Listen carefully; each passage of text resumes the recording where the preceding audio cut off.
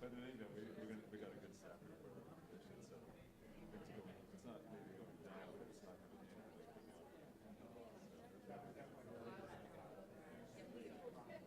Mike's like, I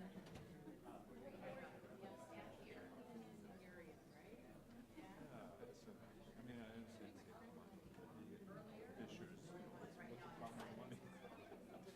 Just endow some maintenance funds.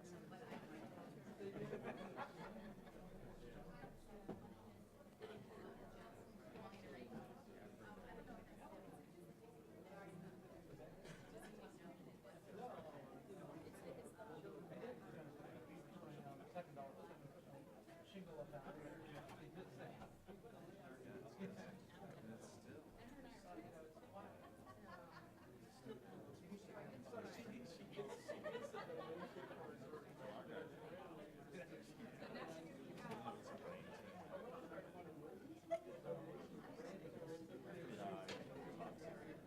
it all worked out. You know why you're here.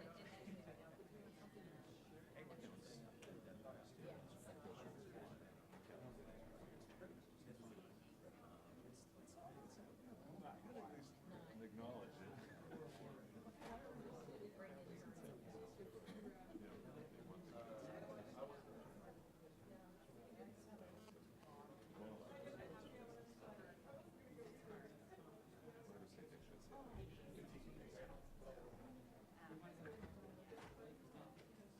Sit up there together.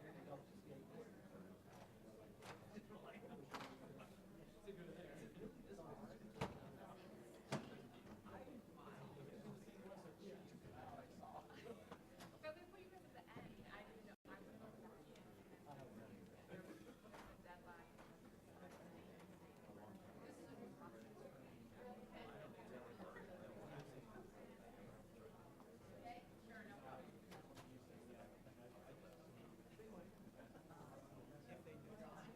I'm sorry. I was scrambling.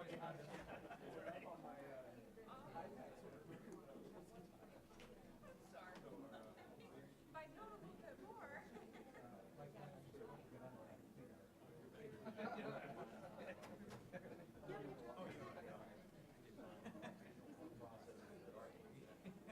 I think that's what he would say about it. Yeah, maybe actually. Hopefully before. Yeah, right.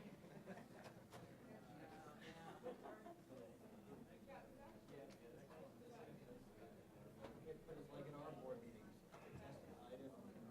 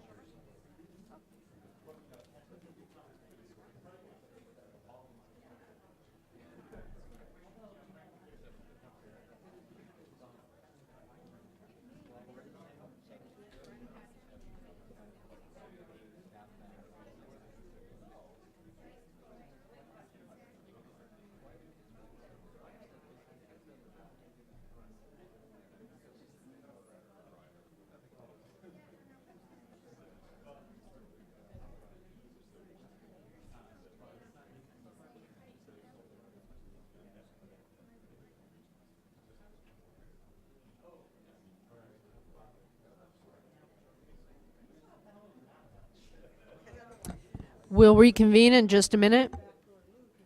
And maybe the 15 minutes is too short a break. I don't know, but 15 seems fine. 10, you can't really get anywhere and back, right? I'm looking at you. You guys are technical experts. Should it be 10? Should it be 15? Should it be 20? They have a longer walk to the restaurant, so. Oh, yeah, we have a closer reference. See, I gotta be not so centric. I think of how long it takes to go down and get coffee downstairs and pay for it and come back. All right, we will reconvene in just a few moments.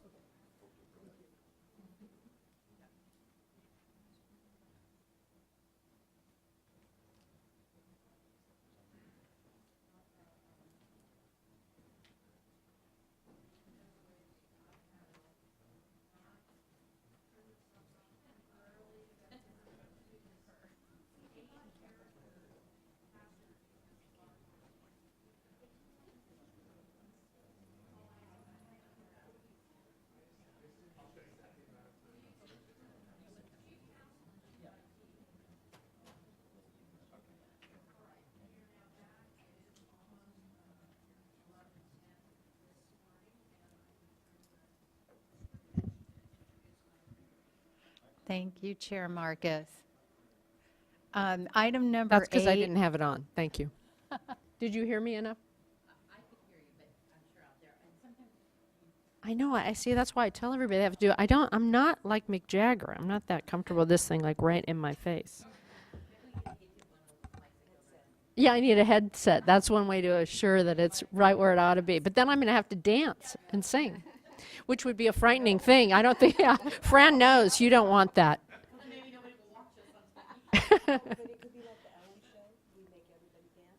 Oh, like Ellen, make everybody dance. I like that. We could start instituting 5-minute dance parties, too, periodically during the day. We would become the most fun board. Let's think about that in our next strategic plan discussion. How to make us the most fun board in the entire state of California. That will be goal That's 1. my goal. Number 1, that's my vision.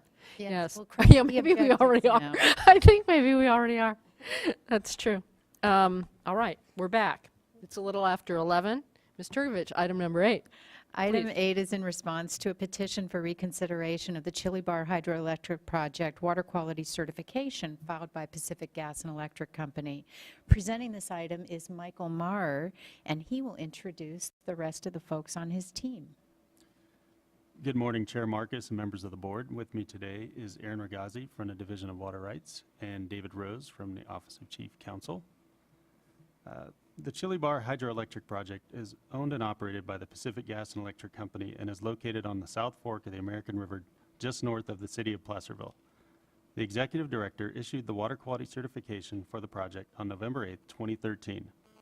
PG&E submitted a petition for reconsideration of the project certification to the State Water Board on December 7, 2012. In its petition, PG&E outlined several grievances. I will provide an overview of the grievances and staff's recommendations as reflected in the draft order and associated revised certification. Please note that change sheets for the draft order and revised certification were issued on April 30, 2013 as change sheets 1 and 2 respectively. Copies of the change sheets are available in the back of the room. Reservation of authority by the State Water Board is the primary focus of PG&E's grievances. Conditions outlining the specific basis for individual reservation and means by which the State Water Board will exercise this authority are found in multiple locations of the certification, specifically conditions 12, 17 through 21, 26, 32, and 33. PG&E asserts that these reservations of authority give the State Water Board powers not authorized under the Federal Power Act to unilaterally modify an existing Federal Energy Regulatory Commission or FERC license. PG&E requests that these specific conditions be eliminated or in some cases replaced with language provided in the petition for reconsideration. Reservations of authority are a common element of the State Water Board certifications due to the need to ensure protection of water quality in the face of changing circumstances over the term of the federal license for which the certification is issued. This is especially true for FERC licenses, which are issued for 30 to 50 years. Staff does not agree that there is a good legal justification for removing any of these reservations of authority, though staff has proposed changes to several of these conditions based on PG&E's petition, specifically conditions 12, 22, and 32, which I will discuss further now. In addition to its general reservation of authority grievance, PG&E objects to the specific reservation of authority related to the reintroduction of anadromous fish outlined in Condition 12. In addition to containing a reservation of authority, Condition 12 requires consultation with appropriate agencies should anadromous fish be reintroduced to the waters of the project. PG&E asserts that the National Marine Fisheries Service, or NMFS, biological opinion, or BO, upon which the condition is based, has been remanded by court order to NMFS and does not provide a sufficient legal basis for its imposition. In addition, PG&E asserts that the condition is unduly vague and should provide a comprehensible standard. While portions of the NMFS BO have been remanded, the BO is still in place, including the fish passage plan. NMFS staff are here in case there are specific questions related to the BO. State Water Board staff think that the condition is necessary as reintroduction of anadromous fish is reasonably foreseeable within the term of the project's 30 to 50-year license. Staff does, however, recommend changes to Condition 12 in order to clarify the trigger for consultation. The full text of this recommended change is contained in the draft order as presented in change sheet number 1. PG&E's other grievances are directed at the specific language of several of the reservations of authority. Specifically, PG&E objects to the language of Condition 22, which states in part, "This certification is contingent on compliance with all applicable requirements of the Basin Plan." PG&E contends that the language is unduly vague and its implementation would improperly burden PG&E with the task of determining which of its many requirements of the Basin Plan are applicable. Upon further review of this condition, State Water Board staff thinks that it is appropriate to require that the certification require compliance with all applicable requirements of the Basin Plan, rather than making the certification contingent on compliance. This is consistent with other conditions of the certification, providing that violations of the certification are subject to appropriate enforcement and penalties, but noncompliance does not negate the State Water Board's certification. Staff recommends that the first sentence of Condition 22 be modified to read, "This certification requires compliance with all applicable requirements of the Basin Plan." This condition is consistent with the fundamental purpose of certification, to ensure that the project operates in a manner that protects water quality standards. Another grievance PG&E raises relates to the language of Condition 32, which deals with notice and opportunity for hearing, when and if the board exercises authority reserved in the certification. Specifically, PG&E requests that the language of the condition be amended to read, "The State Water Board shall, rather than may, provide notice and opportunity to be heard in exercising its authority to add or modify any of the conditions of the certification." Staff supports PG&E's request related to Condition 32, and the draft order and revised water quality certification reflect the requested change. PG&E also requests modification of Condition 33 to delete the words "or revocation." PG&E states that the Clean Water Act does not allow a certification to be withdrawn once issued, and so the use of the word revocation is inappropriate. Staff recommends no changes to Condition 33. The language of this condition comes directly from the board's own adopted regulations and should remain in its current form, essentially unchanged. That the board may have agreed to remove this language from a limited number of certifications in the past is not a good reason for the board to do so now. PG&E opposes the inclusion of Condition 21, which allows the State Water Board to modify or add conditions to the certification should the baseline assumptions used to develop its conditions become significantly altered by projected changes in climate. PG&E states that it is inappropriate to require PG&E to mitigate for a harm to which the project is not contributing. Condition 21 adheres to the State Water Board's direction as prescribed in State Water Board Resolution 2008-0030, which directs Water Board's staff to require sustainable water resources management and climate change considerations in all future policies, guidelines, and regulatory actions. It should also be noted that this condition is not included to require PG&E to mitigate for the impacts of climate change, but to mitigate the impacts of its project on the environment under changed climate conditions, if any occur. By including climate change considerations and the associated need for adaptive management in the certification, this condition allows the State Water Board to effectively protect the water quality and beneficial uses of water associated with the project over the term of the license. Staff recommends no changes to Condition 21. During the comment period for the petition, 2 comment letters were received in support of the original conditions contained in the certification for the project. 1 letter was received from NIMFS and another from a coalition of non-governmental organizations and private citizens known collectively as the conservation groups. After the comment deadline, PG&E submitted a response directed to the conservation group's comment letter. Staff read and considered all of these in preparing the draft order.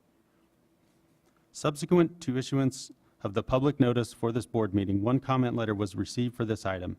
The comment letter was submitted by PG&E and includes, as an attachment, the previously submitted response to the conservation group's earlier comment letter.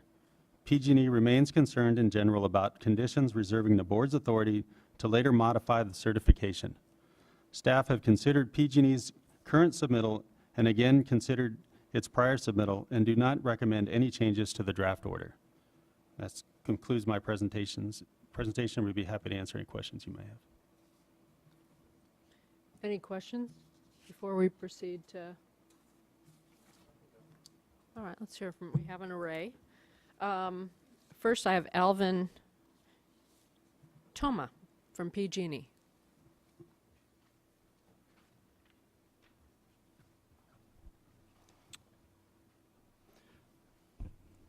Good morning. Morning. Thanks for allowing me the opportunity to speak with you today. I am Alvin Toma. You got the pronunciation correct. Thank you. I'm responsible for all of our hydro relicensing and license compliance activities at PG&E. I'd like to explain the intent of our petition. Certainly, the summary that Michael gave is helpful, and the exchange of briefs between the lawyers covers a lot of important information. Mm-hmm. But I'm an engineer with an operations background, and I'd really like to come at it from that perspective. First, I want you to understand that PG&E really takes environmental stewardship as a high priority for us in the hydro system and throughout the company. And we're engaged in activities throughout the state to help with restoration of salmon and steelhead. Specific to Chili Bar, since receiving the draft 401, we've made changes at the powerhouse to begin the implementation of the new flow conditions so that when the order does come out from FERC, we're ready to be in compliance with it. Working through those on a trial basis now. Fundamentally, our disagreements or concerns are in 3 areas that I want to touch on today. The unilateral right that Michael mentioned, the basin plan, and the consultation around anadromous fish. The first is really the largest, and that's the unilateral right. As we look at the Federal Power Act, we don't think it includes or was intended to include provisions for state certification agencies to make changes to the FERC license independently. And I think staff's perspective is that the conditions are written to allow the board to reserve its authority to let's see, under the Clean Water Act, protect water quality at an appropriate time in the future. But it still reads to us in the conditions as a unilateral right to make changes to that FERC license. The reason that's important to us from a business perspective is that we're looking for certainty. Certainty on what the requirements will be so that we know what investments make sense for the assets and what operational planning we need to make going forward. And our reading of the Federal Power Act and the Clean Water Act is that the hydro relicensing process was established to provide a level of certainty, and that there are provisions in the federal statutes and the federal processes to make changes to that license if conditions in the field change significantly over time. So from a business perspective and from a legal perspective, both of those, we believe that right to change the license independently should not be there. Would you rather we gave you a much stricter license now, right now, to try and anticipate everything that might happen in the future from an engineering perspective? A stricter license, one that's more tangible. I think we could discuss the merits of any particular conditions or put sideboards around if this, then what would the changes be within a range. That would give us a greater level of certainty. We've had success negotiating those types of conditions with the Forest Service and other agencies in license proceedings, for instance. regarding the basin plan, the discussion on Lake Tahoe is kind of relevant and interesting in that the way I understand, the way we understand basin plans is they're intended to provide kind of the context, so the objectives that are to be met. And then the specific permits, the water certification or a waste discharge permit, for example, is where the specific requirements are included to achieve the objectives stated in the basin plan. And by including the whole basin plan in the certification, it kind of undermines that separation between the documents and to us muddles the water of what are the specific requirements. So we offered language that we've had in other water certifications from the board that call out those specific requirements and what are we required to achieve. We think that's a much more cleaner way to implement the objectives that are in the basin plan. We certainly intend to comply with those water quality requirements. We just think it's a more reasonable way to achieve that goal. And then finally, on the anadromous fish, excuse me a moment. As I said before, PG&E really does place environmental stewardship as a high priority. And I think if you look throughout California, you won't find a hydro operator that has done more to help with recovery of the species. I want to give you two examples about that. First, in the Battle Creek area, we've been working with the Bureau of Reclamation, both of the Fish and Wildlife Services, state and fed, and NIMS on a collaborative program to restore 42 miles of habitat in that area. And we're really excited about the prospects of the improvements we'll see there. And in the Battle Creek, or excuse me, in the Butte Creek arena, that watershed, we voluntarily made changes to the way we operate our system in that area to help support the species, and we've seen great results. Years ago, we were seeing in the few hundreds of spring run Chinook spawning. In this last snorkel count, we had over 8,000. And so we see that as a success of the kind of collaboration that we can get to. Based on those experiences and others, we believe it really makes sense to invest our efforts in watersheds and reaches where we can do the most good and not get into debates and studies on areas where, frankly, we're not likely to have that good of a success with restoration efforts. We believe, and I think it is borne out in the brief that you received from the conservation groups, that this reach near Chili Bar is not that likely to be successful in terms of a reintroduction program and really helping the species. And so it's not the best place to invest those efforts.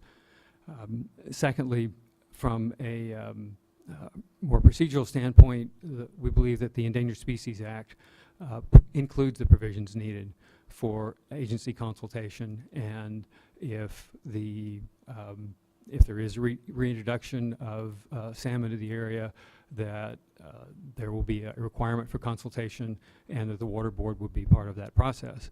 If the Water Board continues to include in the 401 a consultation process that runs parallel to the federal process, then at a minimum, we will bear the cost and time and staff associated with being in both consultation processes.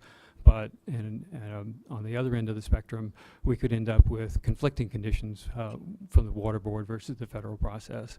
And we think that's just not a very good use of our resources or yours, and recommend that that condition be removed. That concludes my comments. I'd be happy to take questions or come back after the other groups have spoken. Thank you. Question? Yeah. I didn't quite follow on the basin plan and were you referring to other 401 certifications that provide for different language, and if so, what are those examples? I was referring to other 401 certifications that PG&E has received from the Water Board that have more specific language that calls out exactly what requirements within the basin plan are applicable to that 401 certification. I'll ask for help from council on this, but I think it was on the PIT 345 project and at least one or two others. And did you have these discussions with staff? And if so, maybe could staff comment on why this situation is different, or perhaps it's similar and it could be used in this one as well?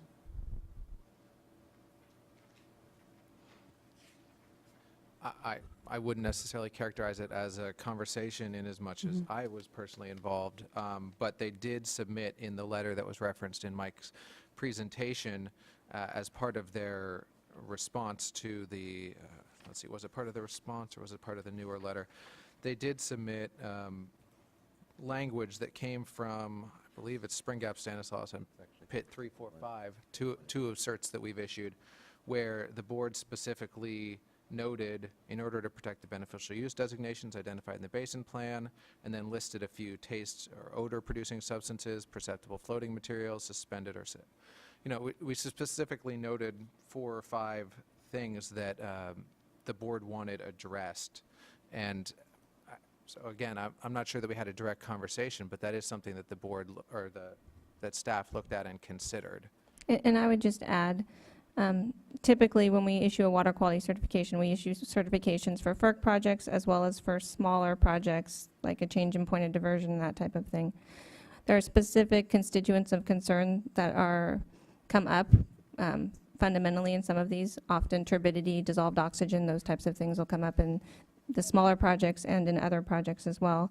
We typically will pull out and formalize those specific constituents of concern and call attention to the basin plan standards associated with that, and then have this global statement that the water quality certification, you need to comply with the provisions and requirements of the basin plan as a whole. So those smaller projects include that type of language that says you need to comply with the basin plan, and that's a global one that typically occurs in our larger FERC ones as well. So just so I understand what you're saying, so this language is in all of them. It's just in some you call out the things to particularly look for. That's true, and then, except in the case of these 2 certifications, which Alvin is mentioning, PIT 345 and Spring Gap Stanislaus. In those cases, Spring Gap Stanislaus was one that came back before the board, and that language did not appear when it came back before the board, and the order was adopted by the board. And the 2 licenses that, the 401 certifications that I was referring to was PIT 1 and Hat Creek 1 and 2 have this more specific language that we were requesting to be included. Is there something in particular you're worried about in the basin plan? It's so broad that there are other requirements in there that we don't currently anticipate complying with, and we think that the more specific language, kind of going to your question earlier in the proceeding, would give us more certainty, more clarity around what are we needed to do. Okay. Thanks. That helped me understand. And then I had another question on consultation. Could staff comment on the, I don't know that it would necessarily be termed as consultation. I know for ESA it would be, but is there something different about the process through 401 on anadromous fish that would be different from ESA consultation, or could it be 2 parallel processes?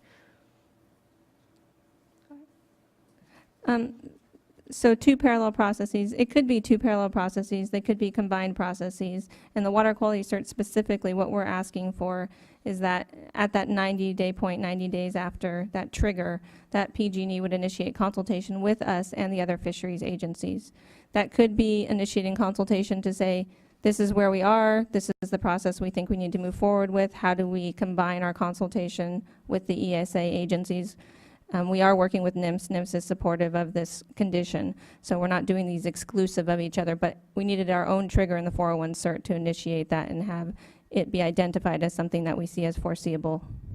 And the condition doesn't inherently require that the consultation be ESA consultation with a capital C, if you want to call it that. We're just using the same word, but there's no intent for it to be cross-referenced inherently to ESA consultation. So it just means call me?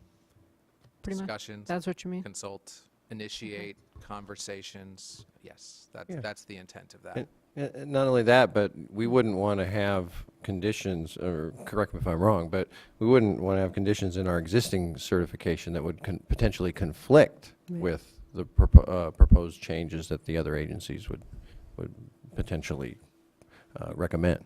We would like to avoid conflicts with what other agencies will or may do. We're not trying to leave this so open-ended that we'll never conflict, but that's the point of the conversation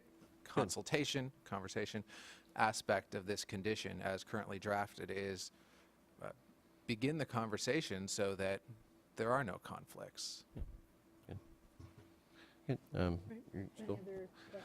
Oh, yeah, just real quickly, Mr. Tillman, thank you for your comments. Appreciate PG&E's embracing of environmental stewardship. I wanted to just check, quick check, did you have a chance to see staff's proposed changes on condition 12, condition 32, I believe, and condition 22? And do you have any response to their response? Or we appreciate their engagement, and I think some of the changes are indeed helpful, but I think we would definitely still like to go further. Yeah, okay, thank you. I have a question for staff. How easy is it to know all the other basin plan requirements that are there, so that the ones that we pull out, if we do pull out some, which does seem to me to make sense, but then we have our blanket requirement that they do kind of everything else just in case. You know, how easy is it for them to comply with that? And how do we know it's actually been complied with? I mean, it just seems to me that the basin plans are pretty complicated, and not that PG&E isn't able to handle complicated things. I know they can. But help me here to, you know, I understand the concept of saying, just in case we forgot something, do it all. But is that really what we're trying to do here? Certainly, we're not trying to say do it all. I mean, that's the point of the all applicable requirements language. The difficulty for determining what is applicable or not is certainly something PG&E is going to be best suited to determine, because they're the ones who are going to be taking the first crack at what is applicable. This is somewhat analogous to the climate change condition, where we're not trying to hold them responsible for climate change, but if there are things that their project is impacting that are listed beneficial uses, for example, and we didn't spell them out with specificity, we're referring back to the basin plan. As was already mentioned, the basin plan doesn't have requirements per se. It tells what the goals are. And so our goal in certifying that this project, as operated for the next 30 to 50 years, the duration of the FERC license, will comply with water quality is benefited by having this backstop of, just in case we didn't list a specific condition that may come up in the future or be determined to be relevant, that would fall under the rubric of all applicable conditions as referenced in this particular, or all applicable requirements as referenced in this condition. I certainly anticipate that if there's some dispute over whether something is applicable or not, there would be conversations about that. Well, that's why it's not specified at this point. No, I get that. I mean, so right at the beginning, after they've gotten their 401 cert and they look through the basin plan and they come up with maybe a couple of other things that they think might be applicable, do they come back to us and say, you know, we think these are additional applicable? I'm just wondering. I'm worried that, you know, in year 35 of a 50-year, you know, someone comes in and says, oops, this is applicable. Well, and I'm going to get away from the applicable part. Okay. I'm going to get more to, if you look at this sentence in relation to the sentence afterwards, it says you're required to comply with the basin plan. And then directly after that, it says if you have an unauthorized release, discharge that occurs, then you need to notify Deputy Director of the Division of Water Rights, and you need to notify the executive officer at the applicable regional board. And so those two are tied together, saying we recognize you need to comply with the basin plan, and then when you don't, you need to notify the Deputy Director and the executive officer. So those two things are tied together to say you need to be complying with the basin plan, and when you're not, when you're directly responsible, then you need to be notifying the EO and the Deputy Director. In the water quality certification itself, it has a variety of different conditions. They deal with temperature, they deal with water chemistry, water quality. They have to execute a plan and then implement that plan over the term of the certification or license. And so over that time, you may see things change where something that wasn't a problem at one point in time or a constituent that wasn't listed may be something that becomes listed over the term of the license and then becomes something that needs to be complied with.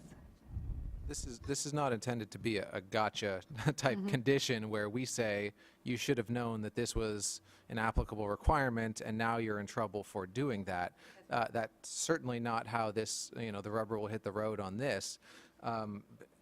If staff thinks something is applicable, I imagine that as soon as we determine that, we would let them know. But really, it's most likely that there won't be much disagreement as to about what is applicable, because as it's been described, this is a run-of-the-river hydropower project. Some things simply are not coming from this project, and therefore they're not applicable.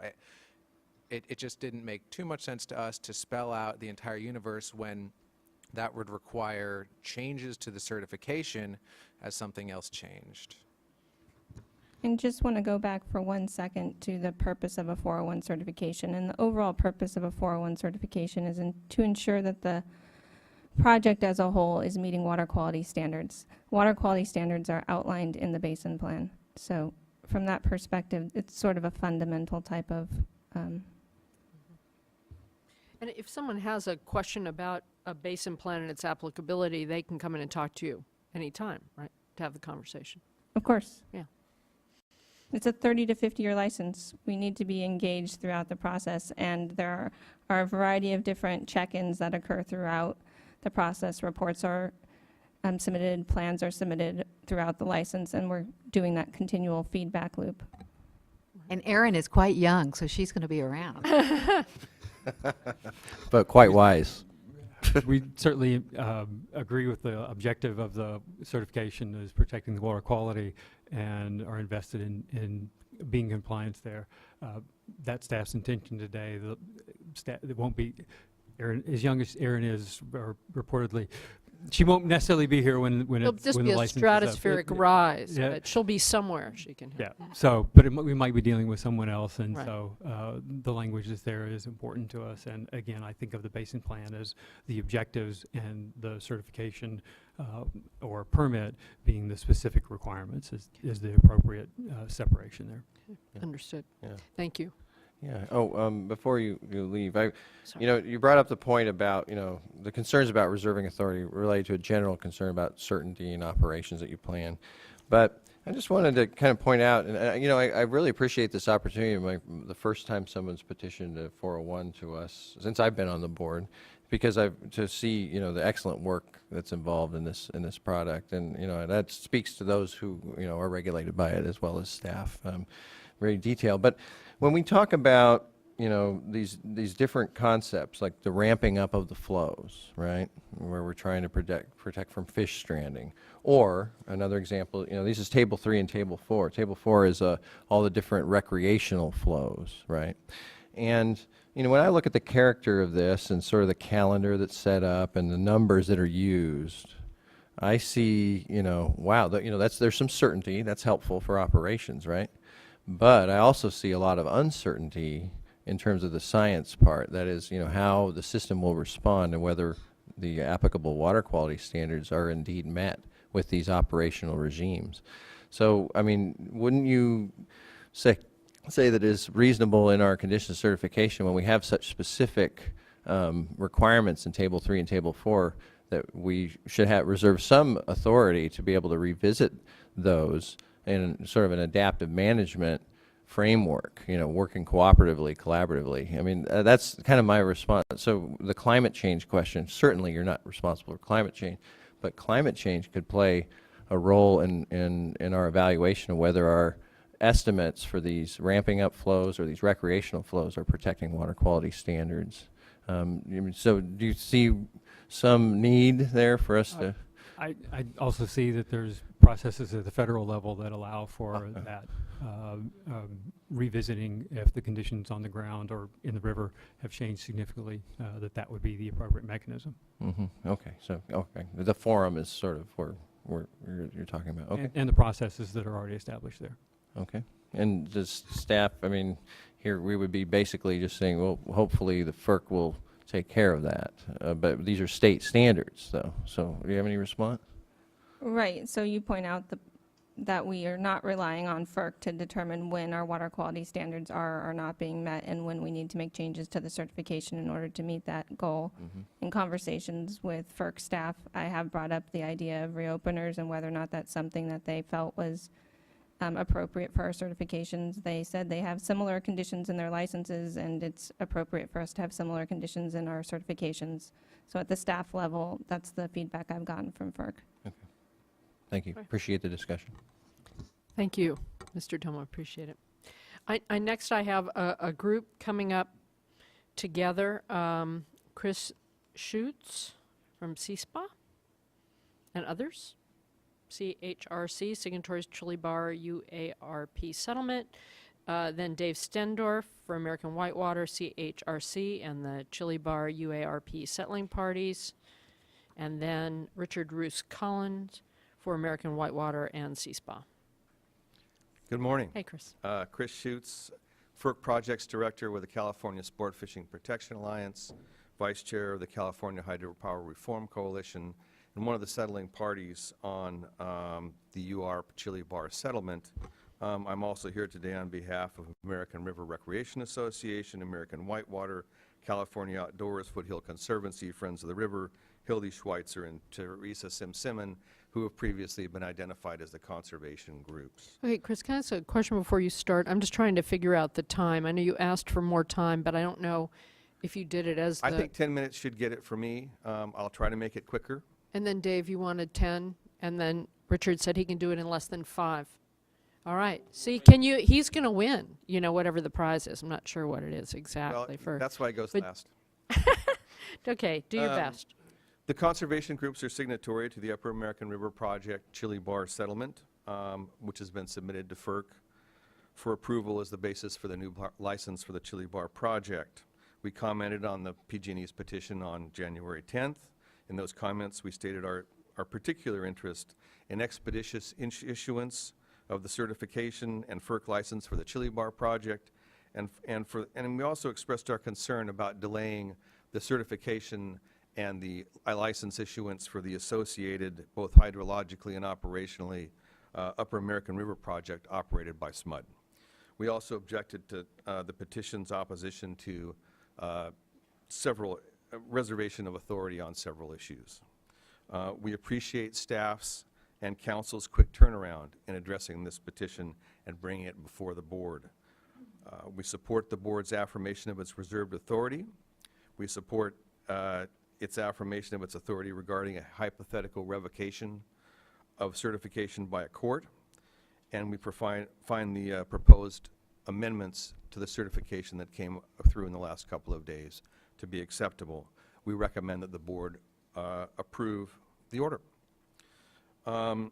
Soon after PG&E filed this petition, counsel for the conservation groups contacted PG&E to explore the possibility of tolling some of the disputed issues related particularly to reservation of authority. Our interest in doing that was to avoid delay of the issuance for the FERC license for Chili Bar and for the certification and FERC license of the Upper American River project, particularly because we expect there to be environmental and recreational benefits that come out of that settlement. We all worked about 5 years on these, and it's been delayed for a number of years. We finally got it out the door, and now we have another potential future delay, further delay. Right now, our council for the board, and council for PG&E have met to discuss a tolling agreement.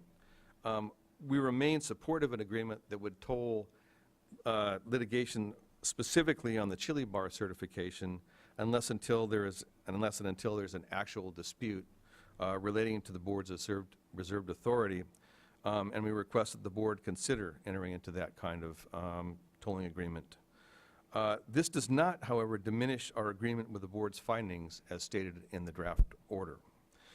We don't want to kick the can down the road indefinitely. PG&E has requested 4 other certifications, one of which has come out already in draft form. That's the certification for the DeSable Centerville project. Within that draft certification, many of the same reservations of authority are contained, and we expect PG&E to object to those as they've objected in this situation. But we don't believe that a different licensee and a much larger, actually, project should be dragged into PG&E's litigation of this broader issue. And that's why we'd like to see these go forward, particularly since these are some of the first certifications and potentially licenses that have come out in a considerable period of time. The staff is getting going, it's underway, and we all share an interest in getting some of these licensed and implementation begun. Finally, I'd like to talk about future certifications and the issue of anadromous fish reintroduction. Well,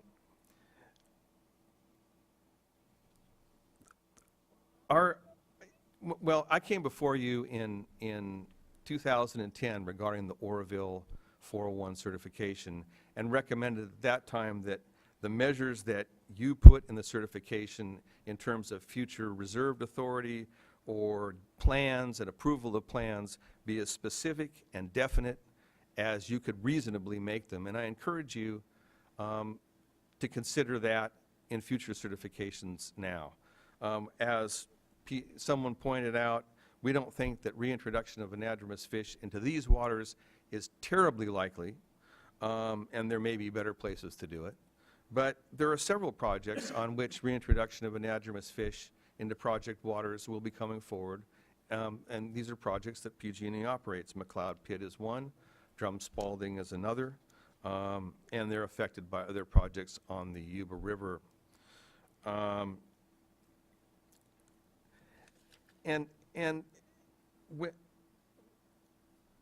I'd also like to point out that PG&E, although they object to a procedural reopener, they've also objected to study of these, of reintroduction of anadromous fish in relicensing. They've objected to study of that in certification.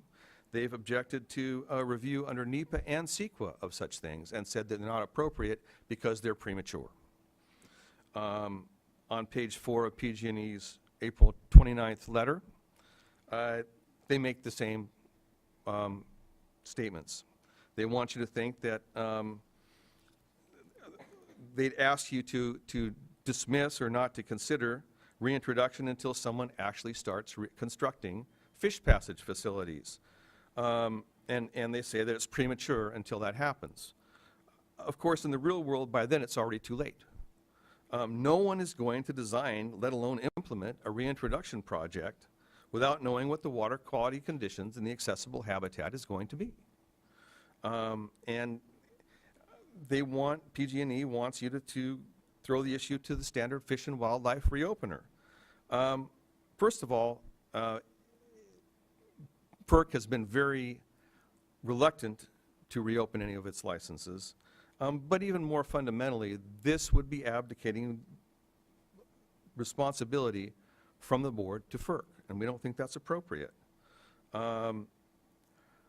So as a go forward, we think that in areas where there's a good likelihood that fish are going to be reintroduced, the board should consider in certification actually setting measures that would protect reintroduced anadromous fish under conditions of reintroduction. Finally, I'd like to talk about, and I said finally before, and this time I really mean it. I'd like to comment on the characterization of reserved authority as being unilateral. In many license implementations, of which I'm involved in several, and as provided in settlement agreement for Chili Bar and Upper American River Project, section 4.12.1, there is a consultation group established. The board is invited to participate in this consultation group, although because of its particular jurisdictional issues, it doesn't like to become a member of this group. And this is a tested model for implementation that allows for discussion and problem solving, sort of in a preemptive, upfront, collaborative venue. There's opportunity to address problems and to solve them based on new developments. I think this is a good model for the board, and I think it significantly addresses PG&E's potential concerns about unilateral action by the board. Unfortunately, PG&E seems to be moving away from this model, and in some areas and different projects, they're reluctant to have a consultation group. We think this is an unwise decision by PG&E. On the contrary, in the draft certification for DeSabla, the board has inserted an expanded role for both the board and for NGOs in a consultation group. In this case, it's called the Operations Group. It already exists, and it consists of PG&E and the fisheries agencies. This is a good way for PG&E to avoid regulatory surprises. And as far as the board is concerned on FERC licensings, I've been around for a while, not as long as Richard and Dave, but quite a while. And I've never really seen an attitude on the part of the board that suggests that it's just going to come out of the blue and as a lightning strike set a condition that PG&E is going to find objectionable or a big surprise. So finally, in summary, we support the order. We ask the board to consider tolling. And we request that the board look ahead to the best means of using future certifications to protect beneficial uses in the context of the reintroduction of anadromous fish. Questions? Thank you. Any questions? Okay, let's move on. Dave? Good morning, Chairperson and members of the board. My name is Dave Steindorf. I'm the California Stewardship Director for American Whitewater, and I'm also the chair of the California Hydropower Reform Coalition. With the possible exception of Mr. Schutz, who just preceded me, I probably participated in more hydropower relicensings in the state of California than any other person. I don't really offer that up as a badge of honor, but more a reason for the board to take pity on me. So I didn't recognize you in your suit. Yeah, no, yeah. Every now and then they make me put it on, but. So the order before you today is the last step in a regulatory process that started over 10 years ago. So it's been a long time in the making, a lot of effort by a lot of the people in this room. And as you pointed out, there's a lot of thought that goes into these conditions, from board staff, but also the other participants in the process. One thing that I found that's probably the most challenging in developing license conditions for a 30 to 50-year license is working through the uncertainty that's out there and fear of the unknown. And that's really what's before you today. And I also understand, particularly with the potential changes that could come about with climate change, that even heightens our degree of uncertainty, and how do we grapple with that? I also understand PG&E's challenge that they have in trying to provide reasonable cost power for their customers. I think that that's reasonable. Here's what I don't understand. I don't understand that the way to grapple with that uncertainty is somehow to limit or reduce the board's authority in your ability to make changes in your own regulatory document. I also don't understand that this would be an unknown or unilateral process. And let me offer up the following example. On the Pit 1 project, which Mr. Toma referred to earlier, PG&E actually requested an amendment for that 401 on that particular project. In 2009, June 24th, PG&E sent a letter requesting an amendment to the 401 for the Pit 1 project. In this letter to the State Water Resources Control Board, PG&E states that after the State Water Resources Control Board modifies the water quality certification conditions, PG&E will then file new conditions with FERC for incorporation into the new license.